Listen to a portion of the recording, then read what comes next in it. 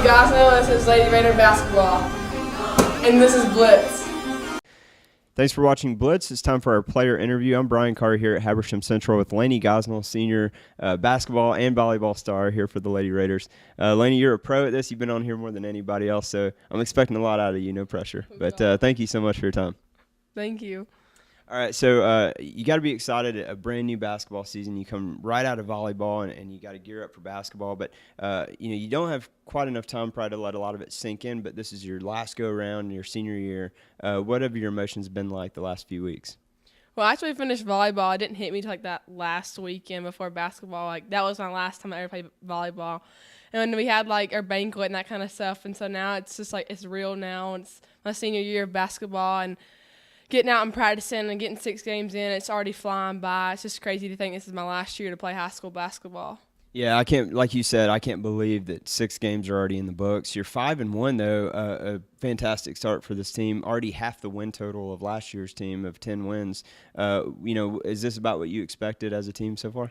Well, going into a different region, we were really excited about that with the competition that we could be playing with and the level we get to play with. But 5-1 was our goal. I guess you could say we wanted to be undefeated by now, but I guess getting one loss out of the way, the pressure's gone, and so we're looking forward to what we can accomplish this season with these girls in the region we're in. And you talked about, obviously everyone wants to be undefeated, but there is such thing as a good loss. You were down 19 at here at home against Chestatee. You come back, a last-second, debacle, I guess, and you take that first loss, but the team rebounds, wins 2 games after that, and you do have a shot at redemption against Chestatee on their court Friday night, December 2nd. Are you guys kind of looking forward to that?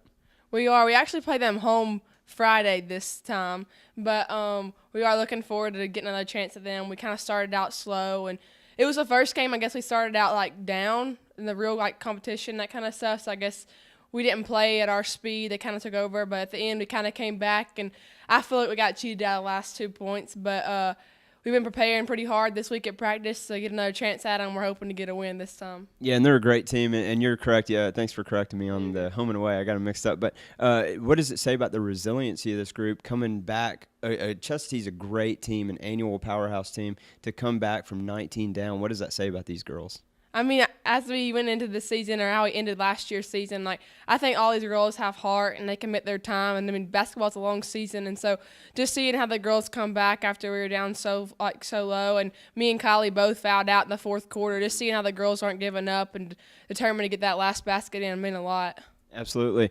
7 seniors on this team, counting yourself. I would imagine the same with, we talked about this in volleyball season, that this has to be a group that's close-knit, I would assume, hopefully drama-free. Do you girls get along pretty well on and off the court?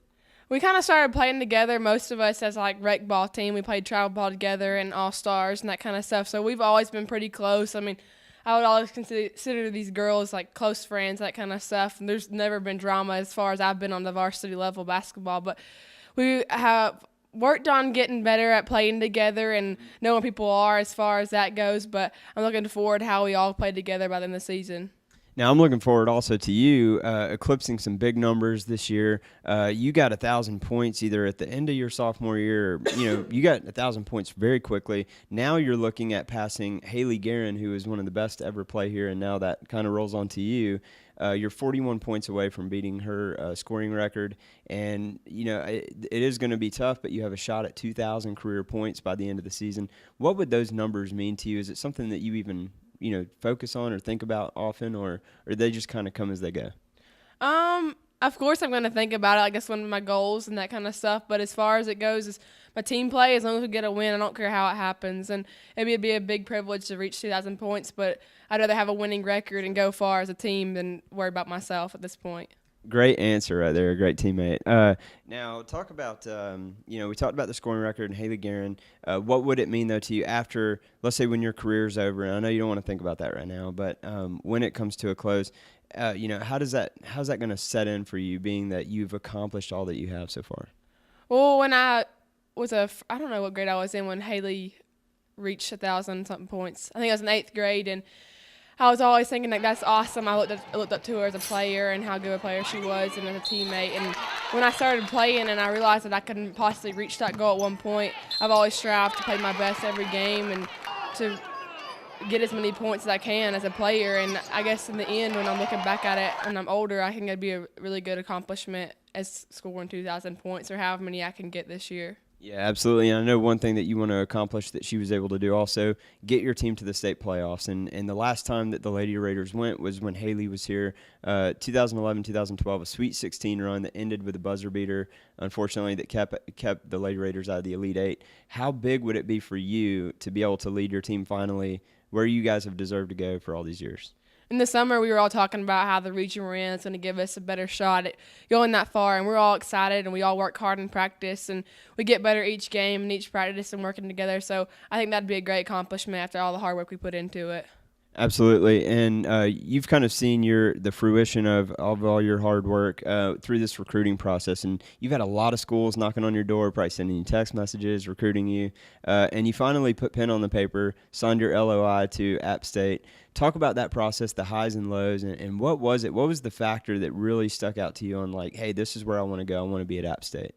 Well, I played travel ball, like national ball, for the past 2 summers, and App State was one of the top schools that like stayed in touch with me and texted me constantly, that kind of stuff. But I didn't really get serious about the process until this past summer, and I thought about it a lot. I actually visited a bunch of different schools, and like this is the first school that I visited, and every school I went to after I compared to the campus, it was just beautiful, and all the people there were so nice, and I got to know the coaches better, and we made a really good connection. And there's a younger coach, me and her talk a lot, and I just felt like I belonged there. It was more like a small town. Everyone knew each other, and it really, like, it always was something I was thinking about as App State. And so when I had the chance, it was actually the head coach's birthday, and I committed that night of her birthday through FaceTime. So it was just good to, like, let go of all that pressure and be able to just have a season without thinking about that kind of stuff. And so it feels good to, like, know where my next home is. Any realistic idea on when we can see you getting some huge minutes there? Is it going to be earlier, or are we thinking a year or so before you get some heavy playing time?